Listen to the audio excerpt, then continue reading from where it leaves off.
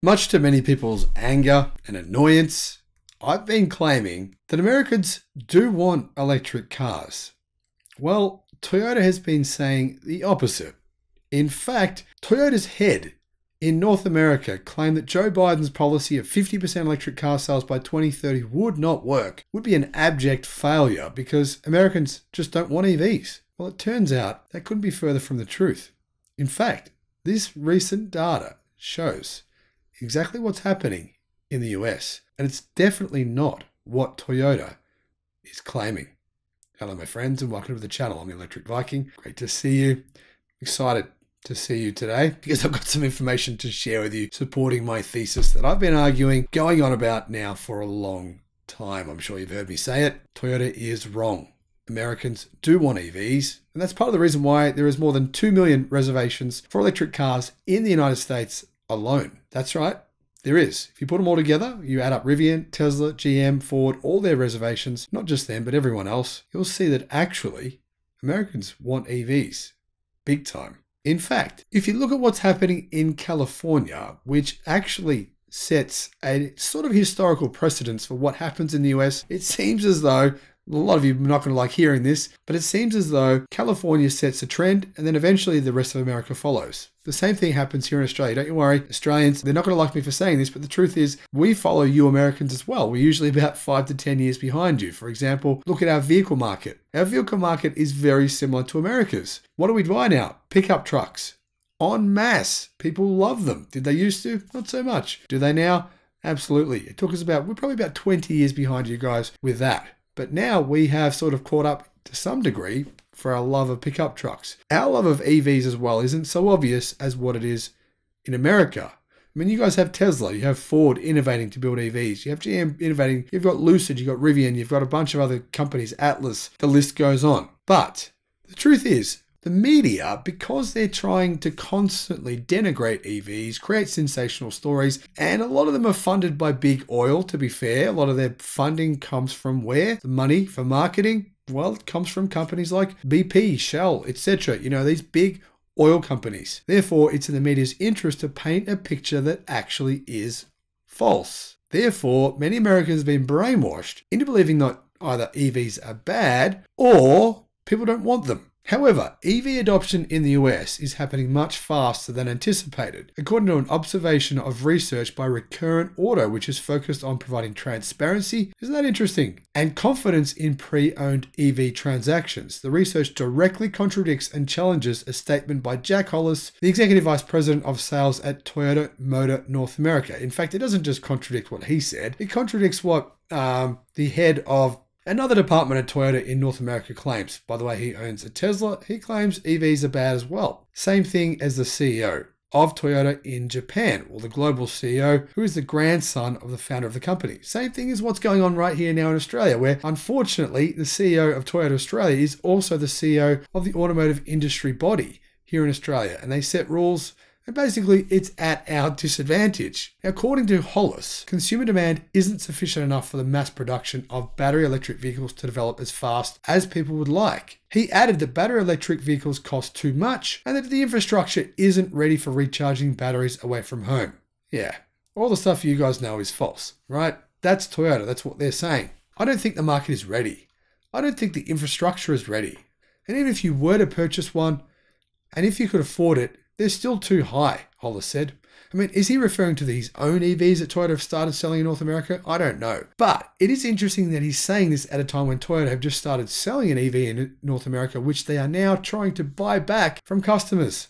Why are they trying to buy them back? Because the wheels won't stay on. In an interview with Tesla-like, Recurrent CEO Scott Case shared an observation of a study by Boston consulting group BCG, which has released a market projection for EV adoption annually since 2018. Scott said that Recurrent noticed that BCG repeated the same analysis 4 times since 2018, and it's gotten it wrong every single time. Just like the IEA, right? The International Energy Agency, which constantly underpredicts EV adoption rates. and then revises and revises and revises again. That's exactly what Boston Consulting Group have had to do. He said, what we've seen every time we've done this is that they've just missed their forecast and gotten too low every single time. He said that what was really interesting was that they were seeing BCG's forecast and noticed that despite having all of the data and models, they've been systematically under forecasting how fast EV adoption is going to happen,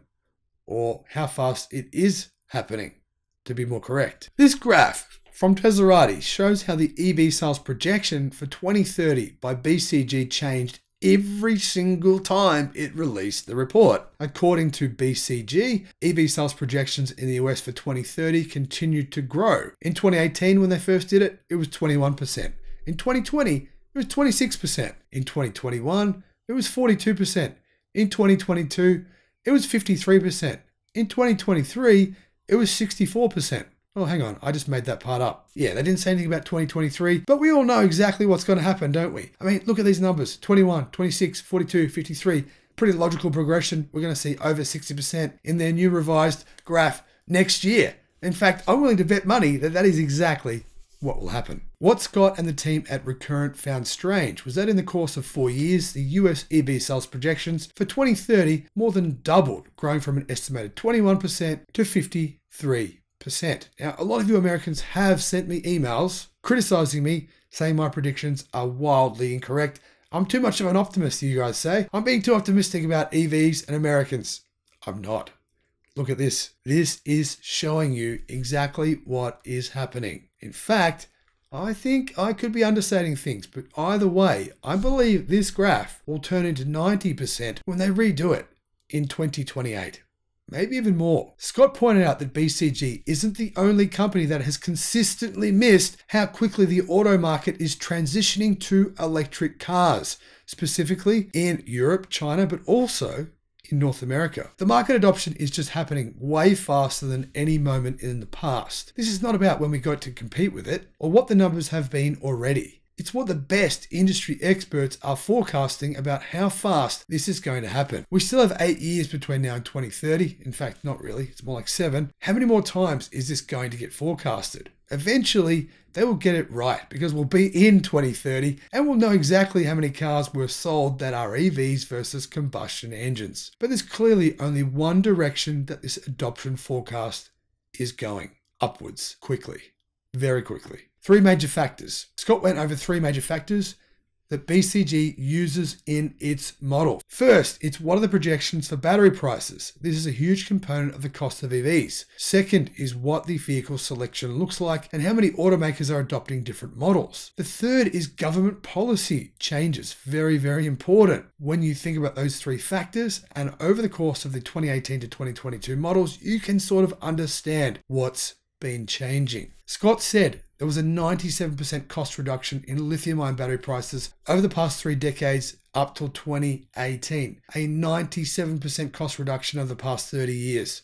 That is staggering. Since 2018, the decrease in cost flattened out. And even over the last year, it increased somewhat because of the supply chain difficulties and global issues. That's not what was going on in this model. It's not the battery price changes that are causing this forecast. What you're seeing over the course of this 4-year period is the second factor. It's vehicle selection. And it translates into how many automakers are adopting and adding vehicles to their fleet. That's a function of how automakers understand what consumers want to buy. I would say that this is a true reflection of market demand and not any government policy, whether it's a ban or a tax credit. One interesting thing that Scott mentioned shows he does follow the automotive industry very well. He said the Tesla Model Y will be the global best-selling vehicle without any help from any tax credit. And then he said, you know which car it's knocking off? The Toyota Camry. One thing that BCG's 2022 forecast did not include was the impacts of the Inflation Reduction Act, which was signed just last month. Another thing not reflected in the 2022 forecast was California's proposed ban on internal combustion engine vehicles by 2035. Other states will follow California. It's only a matter of time. He said the most recent run of the BCG estimate was in the spring. They ran the model in the spring and published it in June. At that point, the Inflation Reduction Act was dead. Everyone thought the EV tax credit was dead and done. That doesn't even reflect the impact of that. In other words, these projections do not include the new tax credits, the new investments into battery mining and minerals and clean energy in the United States. I believe they've run these projections again. More than likely now that we have the new Inflation Reduction proposal signed into law, that figure would go from 53% to 60% minimum. Now, we've got to remember, right? There are still people riding around on horses and driving horse court and, pulling horse-drawn buggies. There are people, but they make up a very small percentage of the American population. And I think most of them live in Amish communities. I think it's safe to say this number will hit 90% or more by 2030. And it's also safe to say Americans do want EVs. And those of them out there that say they don't right now, well, they'll figure it out within the next 7 years. Let me know what you think in the comment section below. Am I right or am I wrong? Have a great day. Bye-bye.